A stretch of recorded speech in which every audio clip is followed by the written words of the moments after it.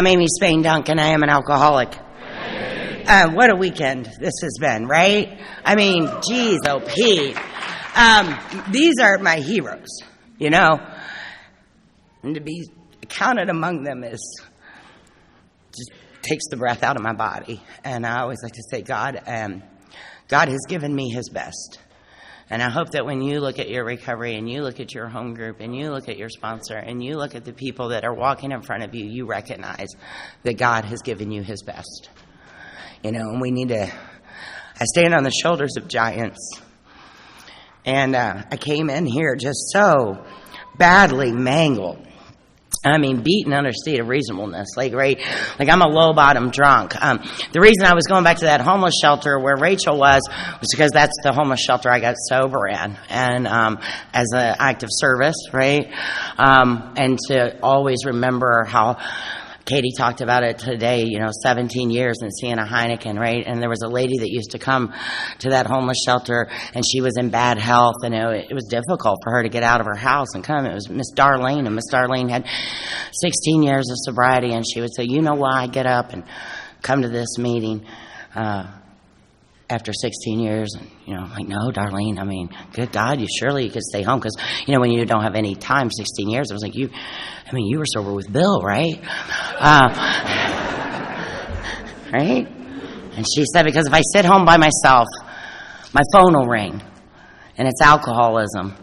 And he's real sly. He's insidious. And he'll say, hey, babe, what you doing? So I have to treat my disease. But I heard what these people were telling me. Like, finally, my ears opened up. I was willing to listen. Something cracked open inside of me. And I had this gift of desperation, right? And so I was just desperate to hear what you had to say and try to apply that in my life. And things didn't make sense. I didn't understand. I can get in the deep end real quick, and I don't belong there. I'm not a good swimmer. I have to stay in foot to pavement action, Alcoholics Anonymous, right? Because I've not developed that way. I can't.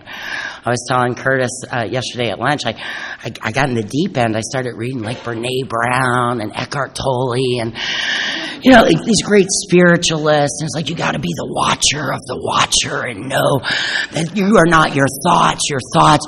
But be careful, because your thought will come in and tell you that that's your thought, but it's not your thought. You're the ego. And I'm like, fuck. What I'm going to do is go to detox and pick up a woman and take her to a meeting. I haven't graduated there yet, you know what I'm saying? Like, I can't be in the deep end too long. It's crazy and start twitching again. So I love step 12 because it embodies that there are 3 legacies. Here they all are. And Larry did such a great job. He said, we're starting to turn. Right? So we're this way, and we're talking about our relationship with God, and we're talking about ourselves and our inventory and our character defects and our shortcomings, and then 8 and 9 we start turning. Right? But I haven't made a 180 yet, have I? And so I got to keep turning. And that's 10, 11, and 12. So now my life is different. I've turned completely around. Right? Every speaker, they've done such a great job. Guys, I'm not a teacher. I think that it would be very arrogant for me to think that with my big 13 years, let me tell you how AA is supposed to work. Like, you're better off to listen to the other speakers. But I can give you some experience as I've understood it. And when I hear these men and women who've done this thing so long, and I think about, they were once where I was. That's the hit. Remember that. I have to remind myself. Like, Bob Darrell had 13 years of sobriety once, and it was only a few years earlier he hired a hitman. It's very comforting to me, Bob. Thank you. I need that transparency. I told Mari I was a year sober, 2 years sober, and in our area, the Music City Roundup's a big deal, and we load up and we fall in. We love Music City in Nashville, and I was there, and I was, like Katie was talking about, that 18 to 36 months. I was right in there, and I wasn't sure, and I was confused and baffled, and I was still wearing the streets. I was still dirty. I was still dirty. My hair was dirty. My mouth was dirty. My mind was dirty. My perception was skewed. I wasn't well, but I was staying sober and I was hanging out with you guys. And Mari told that story about showing up desperate to see her children, but she took a drink before she got there. I broke. I thought, there, look at that beautiful woman. She's so poised, and what a lady, what a beautiful woman. And she was like me. Hope. And that's why we're transparent up here. If you got up here and you told me that, you just spilled some wine, things weren't going well, and you came to Alcoholics Anonymous, and you levitated, and you helped lots of people, and you read the book, and you were like, ooh, I'll never do that again. Thank God I learned it. I can't relate.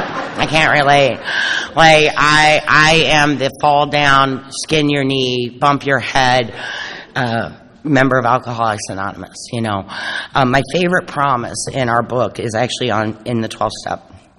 And I lived in a home. I told you guys I lived in a homeless shelter. My dad, my sweet daddy, died right before COVID with 30 years of sobriety in the rooms of Alcoholics Anonymous. Yeah.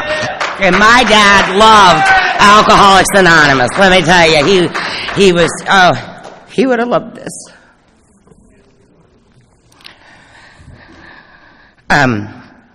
And he was the only guy that was still talking to me, right? Everybody else was done with my BS. But Dad knew what I had, and he, still loved me, and he kept just encouraging me. But on page 100, it says, both you and the new man must walk day by day in the path of spiritual progress. If you persist, remarkable things will happen. When we look back, we realize the things that came just when we put ourselves in God's hands were better than anything we could have planned. Follow the dictates of a higher power, and you will presently live in a new and wonderful world. And here's the hit. No matter what your present circumstance. That was my hook. That was my hook. If I did this, if I stayed in this homeless shelter, if I followed the rules, if I did what my sponsor said, if I went to the meeting, if I took the actions, if I read the book, if I followed the rules, persist, that my life would look different than it did when I laid in that homeless shelter, which I was very happy to be in. Don't think that was a bad thing. It was a step up. I was thrilled to be in there. I was like, this is indoors. I like indoors. Indoors is nice. I like that. I had my own bed, and I didn't have to do anything to stay there. And you weren't going to put me out if I didn't say the right thing or do the right thing. I'm that woman, right? The annihilation of all things worthwhile. The house, the marriage, the car, the career, that was gone, and I didn't even miss them. I'll get more. I'm resilient, I'm a comeback kid. And, but the dignity, the self-respect, when that switches into self-loathing, I became dangerously antisocial, and what that means is I don't care about me, and when I don't care about me, I don't care about you. See, I had walked away from those children, and I had nothing left to lose. There was nothing left to lose. And I would get tickled when people would be like, I'm leaving you, and I'm like, okay. All right. Is that a threat? I mean, did you need me to help you pack? What are you asking? I didn't value, nothing mattered. It was gone. They were gone. Nothing else mattered. And I had to blot out the consciousness of my intolerable existence. Oblivion. That's where I had to stay all the time. Oblivion. Because I was suicidal and I was homicidal. Right? And that's what fell into Alcoholics Anonymous on March 6, 2010. Hey. I started working the steps, right? So I've got this gift of desperation. I was in Florida the other day, and they said when grace and desperation collide. And Ralph talked about it. Grace and opportunity, and this window is short. Grace and desperation collided, and something changed that day. I didn't want to not drink any more that day than I had not wanted to drink in the days before. God's grace was abundant and ever present, and nothing had changed that way. But something happened. happened on March 6, 2010. And I could get 2 days. And then I had 3 days. And then I had 4 days. I wrote myself a note. This is a good idea. If you're new, write a note. This is a good idea because let me tell you, we talked about the ego this weekend. The body heals and the liar returns. It wasn't that bad. I can just do one. She's asking a lot. What did Katie say? Call you in 45 minutes. There's a lot of rules around here, right? And I can't do that. We start to balk. We start to push back. We lose the desperation. We lose the willingness. The ego returns. That's for other people. They don't mean me, right? And I have to constantly be on guard and be aware of that. I'm not confused today. Thank God for the doctor's opinion. I know my diagnosis. I have accepted it. I recognize that what I have is fatal and it is progressive. And if left untreated, it will kill me. And there was a time when that was okay. We will wish for the end. Okay? So I get sober. I'm doing my steps. My sponsor, I don't even think she likes me. She's like this tall. She's a militant lesbian. She doesn't care about my feelings. She wants to save my life. And we start going like this. And she's not scared of me. People were scared of me. I was scary when I got here. You know, I'm still intimidating and bullying are my trademark character defects. But in the beginning, I'm not at 6 and 7, and I'm not letting go of them. Because who's going to keep Amy safe if I stop doing that?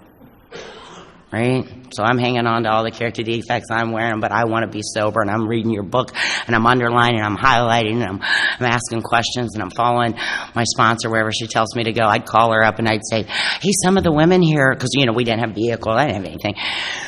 And you had to get to meetings, and some of the women, they had cute little sponsors, cute, sweet ladies. Probably double winners. They were probably in Al-Anon too, right? Because they would come by the homeless shelter and pick the girls up for meetings. And I thought, well, that's a novel idea because I'm taking the bus or I'm walking.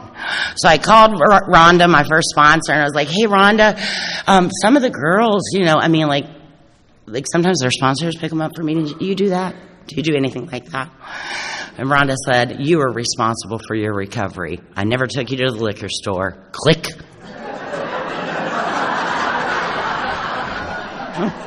Okay. So anyway, I'll be taking the bus tonight. Does anybody have 35 cents for a ticket?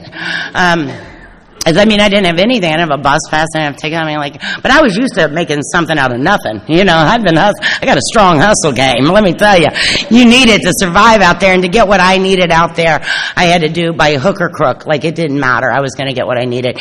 And I read in Dr. Bob's Nightmare, and he challenges us with 1/2 the zeal. You went about getting your next drink. I'm a terrorist. If you are between me and what I want, you are in a bad place, and it's unfortunate for you.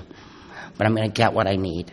And I don't care at any cost. Katie talked about being driven. I'm being driven. There's no stopping this. I have to do this. I called my sponsor one time in a little bit of self-pity. She said, the only people we're going to feel sorry for is anybody that met you.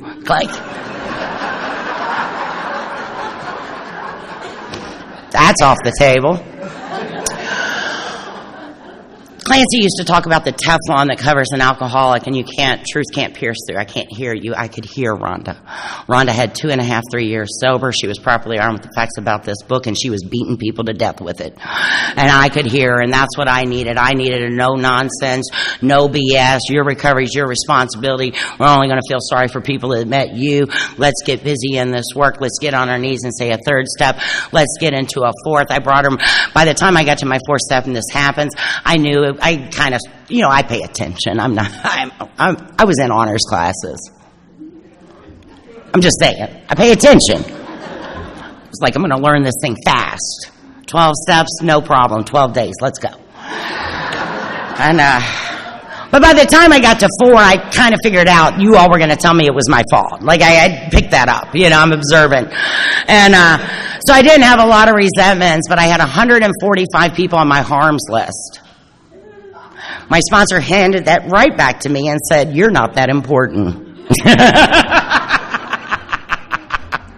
I had like my cousin's baby's daughter because I didn't show up to the birthday party, and that hurt everyone badly. And she said, did they have the party? I said, yes. She said, they're so glad you weren't there. Not a harm. You didn't harm them. Didn't harm them. In my mind, I needed to go back to all these Johns and Tricks and men that I had prostituted myself for one more. And that, I stole from that one. I cussed that one out. I made that one late to his kid's birthday party or whatever, And she said, fair exchange is not robbery. Because I don't have to go back and make amends to those places, right? No. I got through 5, and at 5 I realized for the first time in my life my absolute need for God.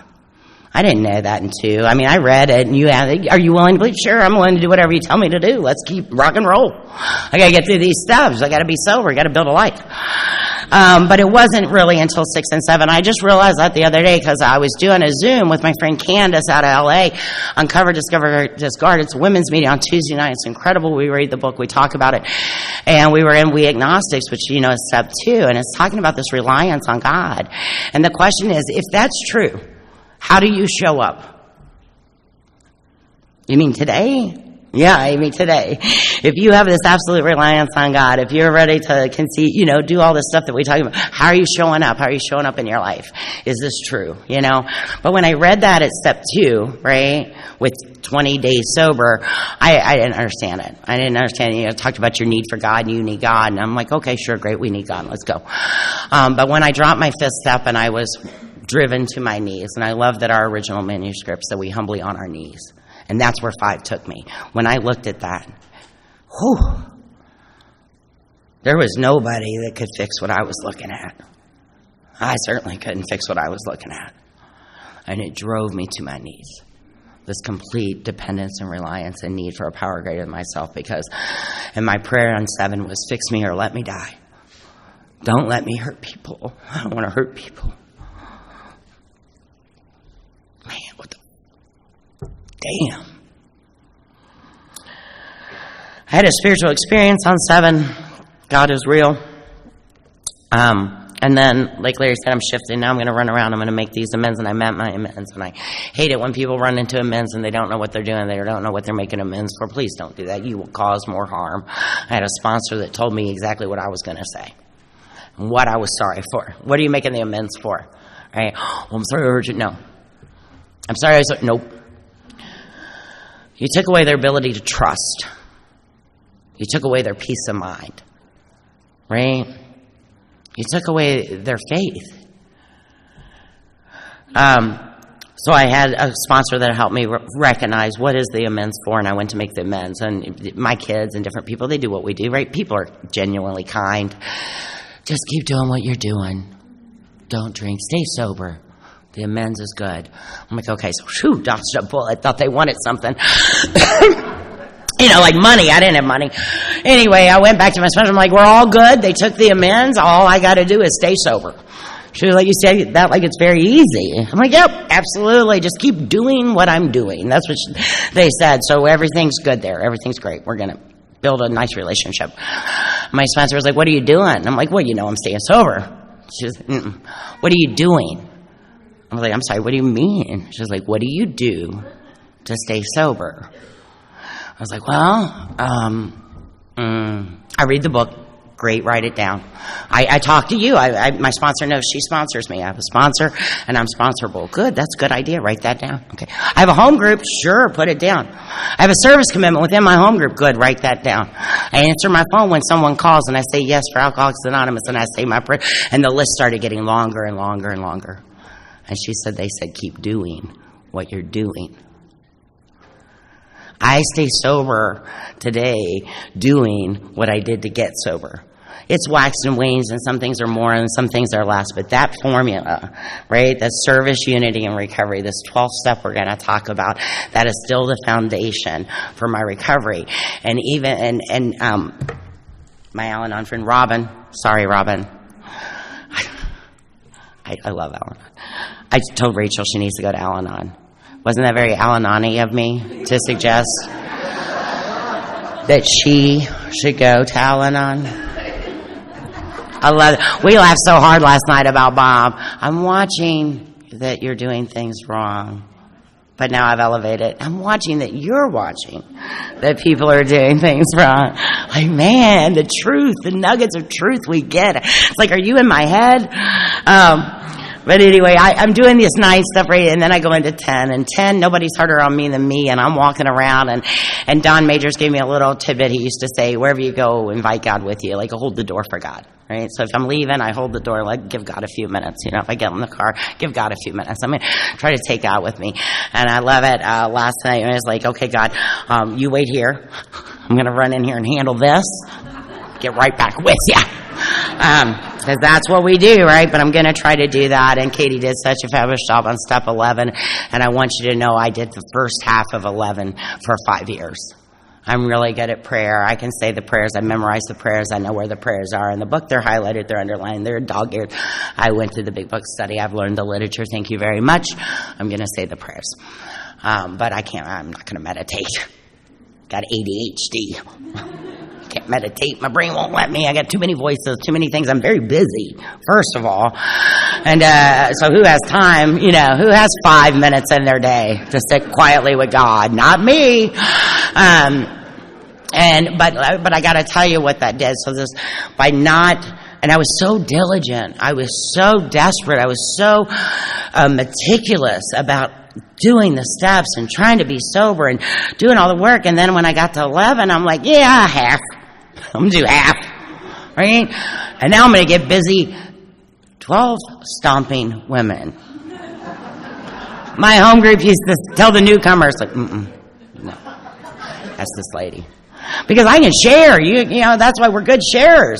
We have the gift of articulation and gab, and I can tell you about this book, and I can stand up in a meeting, and I can da-da-da-da-da-da-da-da-da-da, and you and this and that. And so people are like, she's properly armed. And they would run over, will you sponsor me? My home group's back there like,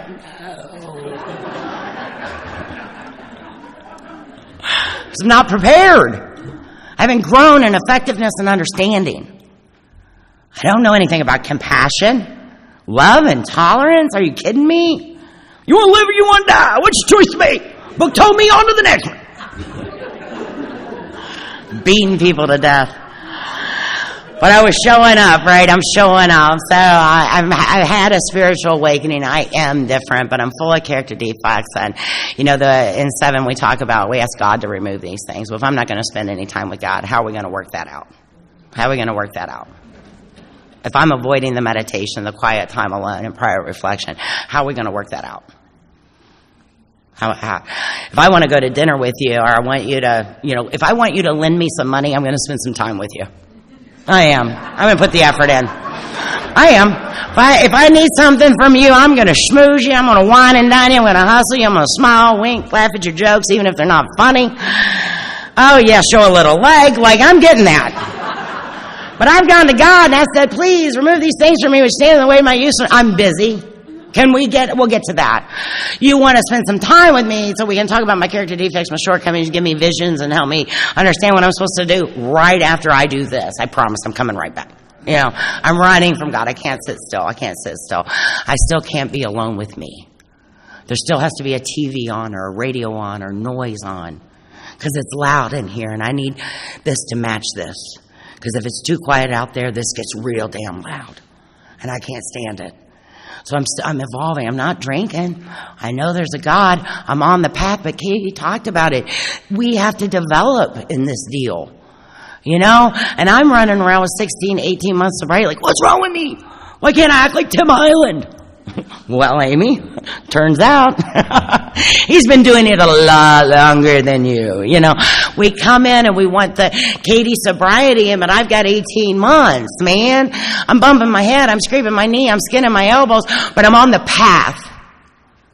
And this book that I do believe tells me that if I persist, remarkable things will happen. And that's my job, to persist. So I've had a spiritual awakening as a result of these steps. I'm out here, right? I'm gonna carry this message. I'm beating you to death with the message. Rachel's a veteran. So if you heard Rachel, I was only 3.5 years sober when I started sponsoring Rachel. And like, I've got new women today, and they're like, oh, you got it so easy. She would have never let us do that. But one of the fun things about finding this group of women, there's 3 or 4 of them that I started sponsoring, at 3 years. None of the ones in early recovery stayed sober. I hope they're well. I hope they found someone nice to sponsor them. But at about 3.5 years, I started to kind of hit my stride, and I started getting sponsees. And some of those women are still with me today, and it's so cool because we've grown up together in this deal, and I've watched them change, and they've watched me change. And they're like, "You're not the same woman that started sponsoring me," And we continue to grow and change, and that's the deal. That's what I'm supposed to do, right? This is evolution. This is growth and change. This is what's supposed to happen. But Rachel has spiritual permission with me, and spiritual permission is important. It means that I'm not going to put up my dukes and swell up. So you come at me and tell me something about me that I don't want to hear. My ego says, punch him hard. And I'm like, that's what we're going to do. We're going to box. You just want to box. If you come to me with something I'm not ready to receive, you're being mean and I'm going to hit you. That's my solution. It's my knee-jerk reaction to everything. Hit them. Right? So, I told you I'm dangerously antisocial. I'm a little nuts. But these women, they have spiritual permission. So when I swell up and I feel that thing in my body that goes, square up, I can breathe. I'm like, okay, Rachel wouldn't hurt my feelings. Rachel loves me, and I love Rachel, and I can stand in that truth. So like last week, she's like, you're coming in hot. You're coming in a little hot. That's all I'm going to say. It's a little hot right now. And I'm like, all right, but step back. I want to, step on the toes of my fellows, Katie. Breathe. All right. And it wasn't until I started doing the second half of 11 and had the meditation, I kept missing the pause. You can't hit the pause if you're not doing all of 11. You're gonna overshoot the pause every time. Because I have no pause, I have no peace, I have no place to sit.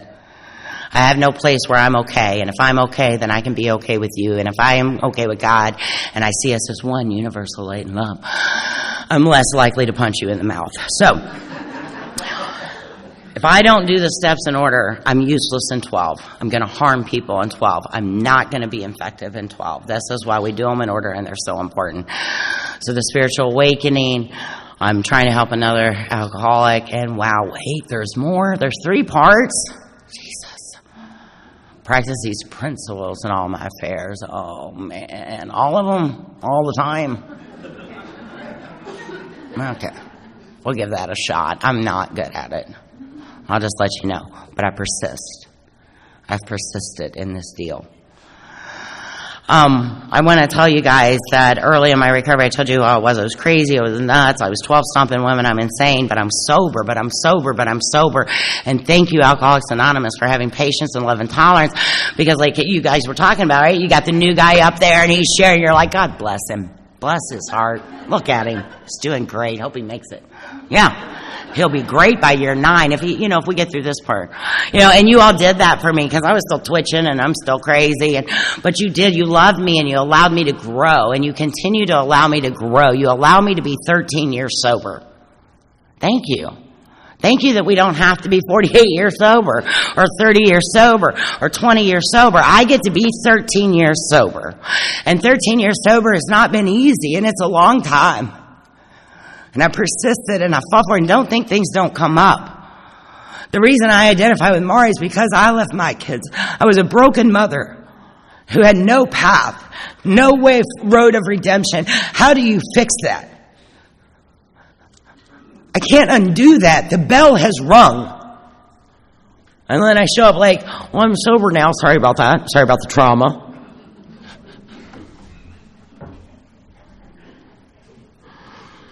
I do this because I cannot undo that. I take women to go see their children that they haven't seen in 3 or 4 years, and I sit in the car for a few hours while they have a cheeseburger and a supervised visit. Because I can't undo that. Rachel's not the only mom. We met, Kaylin's her daughter. Kaylin was 12? So little.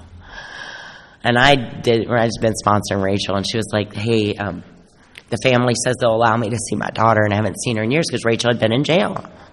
Because sometimes we end up in jail. And The family said they would let her meet at the hamburger joint, and they would bring her daughter to see her, and they could have a hamburger. And they said there was only going to be like a 15, 20-minute visit. That's all they would allow, but they would let them see each other. But we were in Louisville, and this was going to happen in Lexington. It's about an hour and a half, 2-hour drive, and Rachel lived in a homeless shelter. She had no car, no bus goes that far. She said, "Sponsor, would you drive me 2 hours to see my daughter for 15 minutes on a Saturday?" And I love my husband. He's not here with me this weekend, but he's down. He's my ride or die. I'm talking about ride or die. And I said, "Hey, guess what we're doing Saturday?" He was like, "Okay, that sounds like a good idea." Yeah. But it went so well. So we get there, and we get to have this hamburger, and we get to meet Kaylin, and then they said, "Hey, we're going to go roller skating," and that had gone so well, and she didn't fall down drunk when she got out of the car, Mari. She showed up sober, and so they said, "You can stay a little longer if you want." And Rachel took her daughter roller skating. So me and my husband just sat out on the truck, waiting, and it wasn't long after that, like Rachel, Kaylin came to live with Rachel, and I get to bear witness to that. And somebody said it this weekend, "I'll forget my miracle, but I'm reminded by yours." I can see Rachel's miracle. And these women that I sponsor, when I watch them stand up, I sponsor women with dirt on their knees. Okay? If you got dirt on your knees, you're missing this side of your mouth, you're still twitching a little bit, and you want to fight everybody, sit by me. I'm your girl. We can figure this out. All right? These are my people. These are my people. If alcoholism has taken motherhood from you, I understand. You're my people. And we can get that back. So my kids didn't want to have a lot to do with me when I got sober. They weren't impressed. They're like, "Yeah, it's great for you, Mom." And my sponsor said, "The one thing they haven't seen from you is consistency. Be consistent." So I started writing my kids a letter every Thursday. I put it in the mailbox. I sent it every Thursday, one for each of them. I did it every Thursday. She said, "Don't you dare start if you're going to stop. Do not set these kids up and pull that structure down on your head. You start it, you be consistent, you remain consistent." And I started doing that. It was 4 months later. Two of my kids wrote me back, and this began the road of amends to them and 12-step work. I want to tell you what 12-step work does for our families. Okay, so my two youngest come to live with me when I'm about 3 years sober. That was fun. I'm new in sobriety. They're new in adolescence. It was like the Volvo commercial they lived. Because I thought, I'm going to kill them. That's it. I'm going to kill them. I'm going to kill them. Or they're going to kill me, or somebody's going to die here. This is getting dangerous. Because violence violence feels very comfortable for me for a long time. It doesn't as much anymore. But it is absolutely my go-to default place to be. And Kitty talked about fear, right? And so when fear kicks in, boom, I kick in. Fear me. And I come in hot. I come in real hot, and I got my dukes up. And so the kids are stepping all over my instincts. I'm full of fear. I'm parenting from a place of guilt. My husband's like, my husband and I have different parenting styles.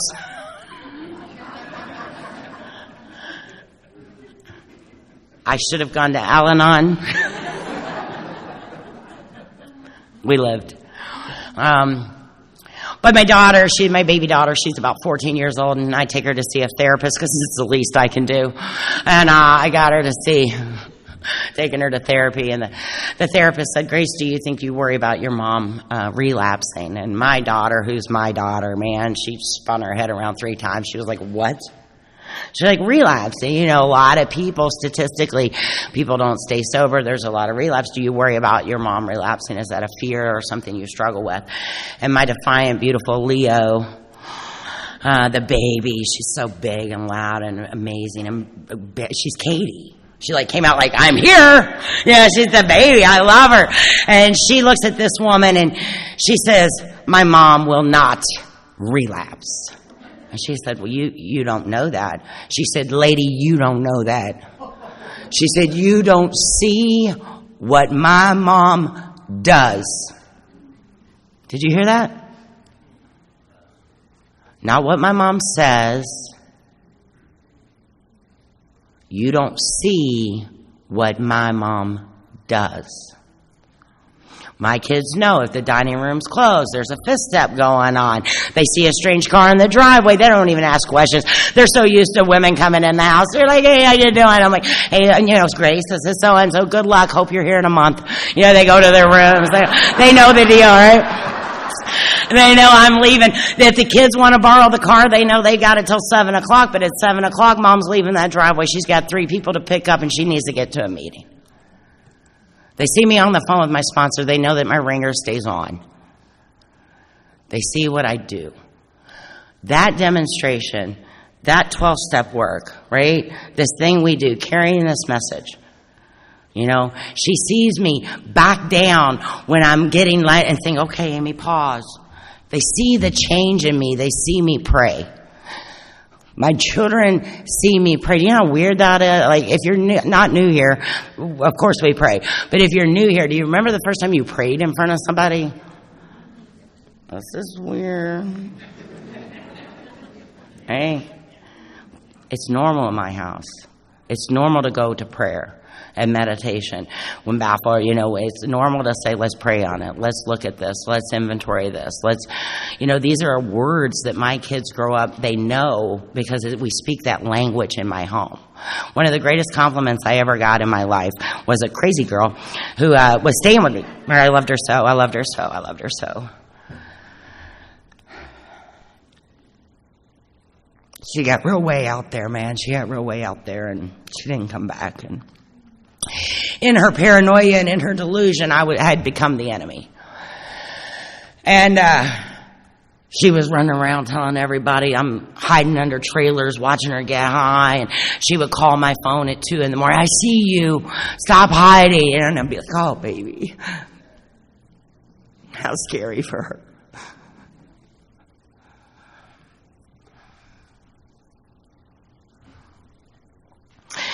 But even in her delusional state, and even when the voices got too loud to fight, and even when the paranoia got too great that she couldn't come back, she would say, the only thing I'll tell you about Amy Schmaine Duncan, she's the same person wherever she is. That's practicing these principles in all our affairs. I am somebody different every time I show up. Right? From grade school to sports to family, like who I got to be, what mask I got to put on, what do you need from me? That's what I'm going to be. I'm going to be that person. I'm going to do this. I'm going to do that. And in Alcoholics Anonymous, through the program of action and practicing the principles in all of my affairs, I just get to be Amy.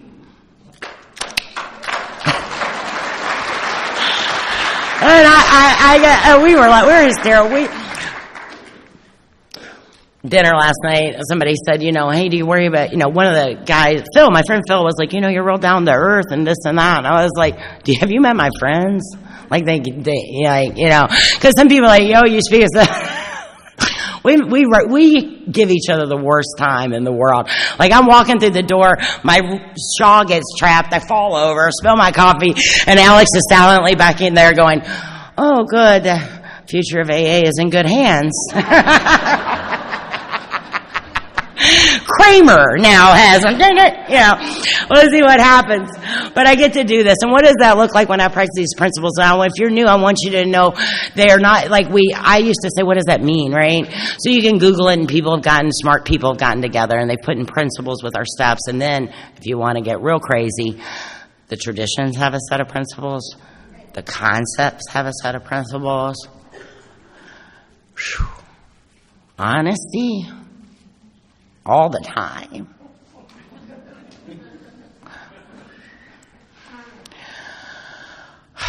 Brotherly love, service, right? These are hard things for a wretch like me. I am in my nature, and we heard about it, right? So I love that this weekend because they're like, hey, you got to quit drinking. Alcohol is going to kill you. You got a real bad problem. You see, you got a problem? Yeah, you got a problem? That's good. You think God can hit it? Anyway, that's not your problem. You're your problem. The bait and switch. Right? Selfishness and self-centered. How am I going to be rid of these things so that I can practice these principles? I do it in spite of. I do it in spite of. I wish I was a nice person. I wish I thought nice things. I'm sure there are nice women and they exist. This is a constant battle for me, okay? Like, I'm sarcastic. I'm a smart ass. I don't care. I was sponsoring one lady. I said, hey, you got to get on your knees and pray. She was like, theology. I don't give a shit. You got to pray. Well, I can't because my mom and my grandma and I went to church and I don't care. I don't care. Pray. And she was like, well, you're my phone, you're supposed to be my sponsor. This was early in my sobriety. I don't do it as bad. And I almost kind of like twisted up her collar and got down over top of her because intimidation and bullying. And I was like, the only reason I'm doing this is because they said I had to. Let her go. Pray. And you guys want me to show brotherly love. This is a challenge. In spite of me. And here's the hit. It's easier when you work all of 11. If you are having trouble, if you are struggling with your character defects and your shortcomings, if you keep moments of shame and guilt, like what did I do? Why am I still like this? Why couldn't I have done better? First of all, you're human. That's all you're ever going to be. Suck it up. Get over it. But the more time I spend in prayer and meditation, the better shot I got. The more natural it feels. It starts not to feel unnatural to be kind or to be polite or to be honest. It starts to feel, all right. I mean, not that the other option doesn't cross my mind first, but I let it pass. I'm like, option B. Right? I don't have to act on option A. Option B. We're going to be nice. And I just want to tell you guys a little bit about the struggles that's had with me. So when we talk about practicing these principles in all my affairs, this is not easy. It is not easy. It is not easy. It is not easy. It is easy, especially if you're trying to do it yourself, on your own, of your own power, of your own volition. Good luck to you. I couldn't pull it off. I have to have a power greater than me.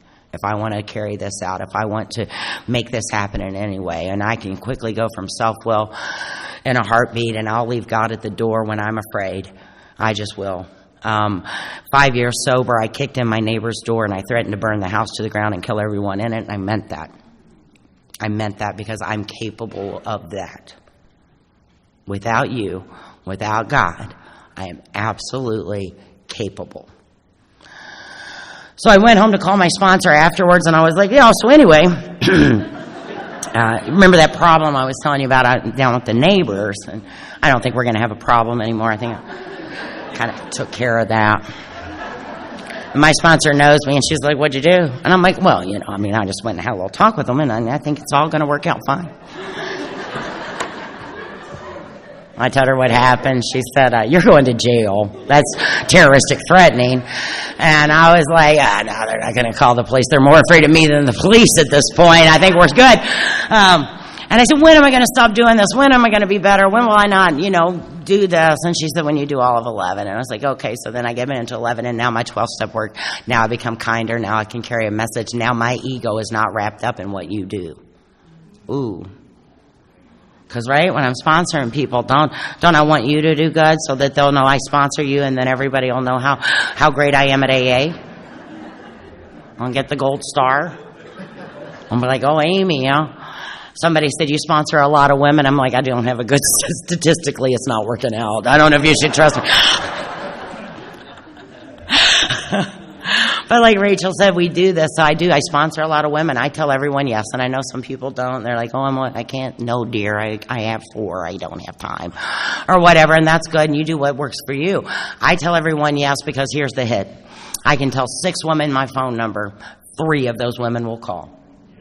I will give 3 of those women instruction, and 2 of them will follow it for 1 week. Now I have no sponsees again. Right? Back out. Here we go. Here's the net. How many can I get? Right? Because statistically, if you call it, I can't get them sober and I can't get them drunk. I sponsor a lot of women, but I tell you what, the odds are against us. And so what I got to make sure is that I'm in fit spiritual condition and I'm bringing this message as it should be delivered. Not watered down, not Amy's opinion, but what we heard tonight, this weekend. We heard the instructions this weekend. We heard the book broken down. We heard how this thing is done. And that is my responsibility. If I'm going to take a woman who is broken and desperate and clinging to flimsy reed, right? And I need to take her hand and put it in God's hand and let go. I better know what I'm doing. And so I have to be prepared and I have to be ready for that. I have to be in fit spiritual condition to do that and perform that work, right? And I have to give it my best. So I tell them all yes. And like I said, we end up with what we end up with at the end of the day. But it's the same woman sponsoring them from the same book, riding in the same car, going to the same meetings, doing the same work. And some of us get it and some of us don't. And I don't know why that is.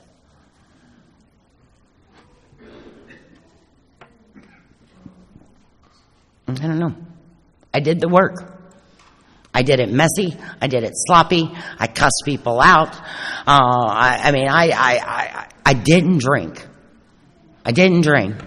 I persisted. Sometimes I feel like I'm going forward, and sometimes I feel like I've just got set back. My dad died at 10 years sober, and I dealt with a grief and a loss I'd never experienced in my life, and my heart breaks, and I miss him. The French say, "You are missing from me." And when I go to these things, and I sit in these meetings, and I look at his chair, and I think, he is missing from me. I love my daddy. Because we shared this. Right? We shared this. And it was amazing. It was awesome. And then I think, man, I'm a lucky girl. I got to be his kid. I'm a lucky girl. Right? So, when he died, I think I'm processing grief. And Katie, we talked about these milestones, these markers, these times in Alcoholics Anonymous when I've changed and I shift and I grow, and that's what it has to happen. The process demands it. We better keep doing that. And I lost my dad, and I was 10 years sober, and I had a little girl in my living room or in my kitchen, and I've been sponsoring her for a few years, and she's one of those that just always has a butt and an and. She's a little argumentative, and I have gotten better with that. My ego's gotten smaller. I meditate. I try to be kind and patient and not take it personally when you challenge me. And we had a plan, and she'd come to my house to tell me she had a new plan. I said, "That's a stupid plan. Why didn't you stick with the plan?" And she said, "I can make any plan I want." And I said, "You know what? You're in my goddamn kitchen." I didn't come to your house to tell you what you should do. You came here and asked me. And she said something, and I said something, and next thing I know, I had my hands on her. And it wasn't a fair fight. I don't like fair fights. And this rage and this grief and this raw emotion. And I ran her to the wall, and I said awful things to her. And then I fast walked her out towards the front door, and one of my other sponsees was walking in, because in 30 minutes, I'm going to host the Big Book Study.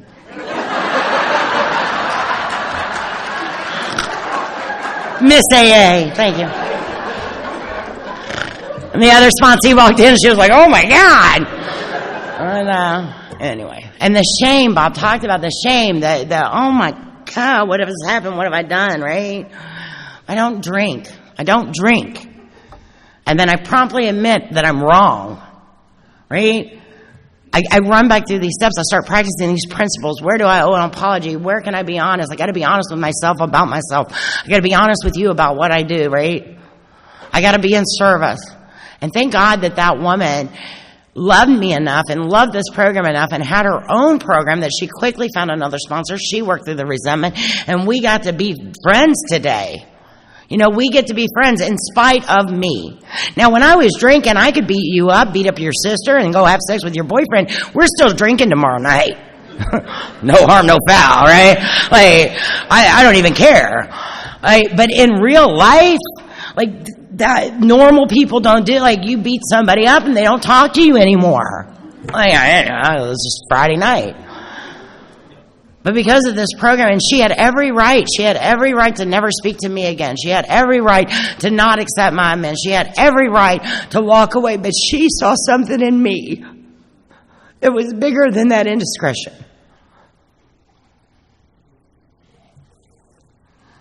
Because of this program, because of these steps, because we follow these these guidelines, these suggestions, because we do this. I get to have these friendships. Like I said, I'm not a teacher. My best advice for you is to persist. You've got to do it. This is what I know so far. Right? I've been listening to these guys for about 13 years. I've been going to conferences. I've been listening to speakers. I have a sponsor. I read the book. So this is what I figured out. We got to do it forever. Just let you know that. It's going to be hard. Yeah. It's not always going to feel good. Life's going to show up. Right? Life's going to show up. And like we saw this weekend, sometimes just devastating and unimaginable loss and fear and pain.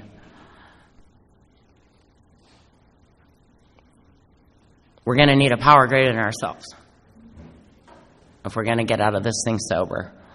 Right? Nobody gets out a lot, but if we're going to get out of this thing sober, if we're going to get out of this thing not harming others, the people that we love and that we care about, if we're going to get out of this thing with some dignity, folks, right? Some dignity. We're going to have to do this, and we're going to need a power greater than ourselves to do it. And you're going to need a tribe of men or women around you. I cannot do this alone. It is a we program. You're going to need that. You're going to need a home group.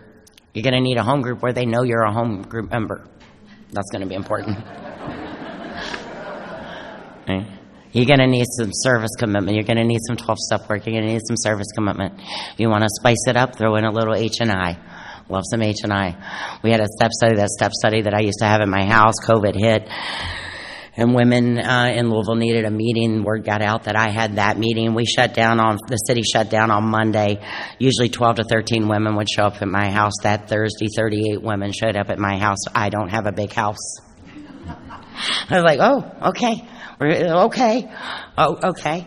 My neighbors, they're not fond of me. And they don't have a program, Anyway, so they will call the police. We can't be here, all 48 of us in my dining room. And we were able to take our meeting to a clubhouse. A tribe of women is very intimidating. And one of the girls sat on the board, and we, strong-armed another board member, and they let us open up and come in there. And we had our meeting there, and then that homeless shelter that Rachel went through and where I landed, they asked us, would we bring a meeting in? Because the women in that homeless shelter needed Alcoholics Anonymous. And so we picked up our little South End step study, and now we take it into the homeless shelter on Thursday nights, and it's been incredible. And those women show up. They show up with book in hand and that highlighter and that pencil, and they ask questions, and they want to know, and they ask and they read, and they stick around, and they meet us early to do step work. And you know what? I had 4 of them ask me, and one of them already got kicked out for drinking, right? So I tell them all yes. We're not all gonna stay sober. And if I ever do end up with more than I can handle, I love that movie Bridesmaids. She gets all the dogs. I might have picked up more than I can handle. That's what I feel like when I've got too many sponsees. They're running everywhere. That one's shitting in the corner. I don't know what's happening. I got more than I can handle. Another one biting my leg. Good God. These are the women I attract. Let's be certain. But I got sponsees, and we divide and conquer, because, I just say, hey, Rach, take this one, or, somebody, let's see what we can do. We set them up where they can get the help they need. So we do that service work, that home group, get you an H&I commitment, sponsor women, say yes. And I tell you what, there's something just real simple and magic about some get in the car AA. I grew up with my dad. Like I said, he died with 30 years of sobriety, and they were simpler times, and it was get in the car AA. And I knew old time. I came around the program first in '95, and I didn't stay sober because I got real busy. Life was real good, Katie. Bought a big house, had more kids, nicer car. I didn't really have time for AA. Yeah, but I suffer alcoholism.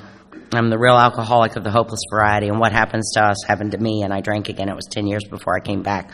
But in that brief period, I saw service work in action. I want to tell you something about that period of time. In 1995, Big Book Thumper in my area was a derogatory term. It was a derogatory term. Those men and women, those showed me 12-step in action. They picked up drunks. They took them to meetings. They sat with them, you know. Joe and Charlie just hadn't got there yet, and it just wasn't the vibe, man. The vibe was don't drink and go to meetings. Don't drink and go to meetings. Don't drink and go to meetings. But let me tell you something about the grips of alcoholism. It has you. You don't have it. My buddy Steve says when you get in bed with your disease, you got in bed with a 10,000-pound gorilla, and you don't get to say when it's over. I'm in the grips. Meetings and fellowship is not going to fix what I have. I need program. I need a power greater than myself, and I don't know how to get to that power because everything's blocked. Everything's blocked. I love what we did here this weekend, guys. I hope you recognize that God has just given you his best. Not me, but them. I'm just comic relief and make you feel better about yourself. You'll be like, well, if Amy's still sober, I mean, surely to God, I'm doing okay. Yes, you are. Yes, you are, you little winner. Yes, you are. Don't forget it. So we have to do them all in order, but I love step 12 because nothing, okay.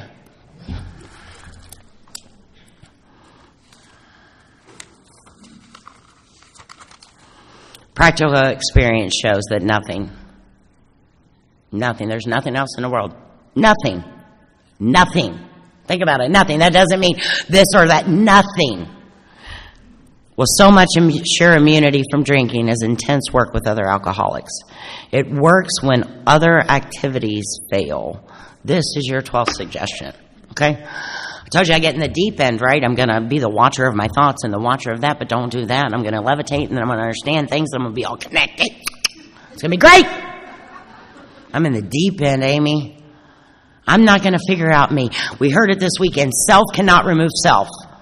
I can't do that. The only time I'm not thinking about me is if for just a brief moment I can think about you.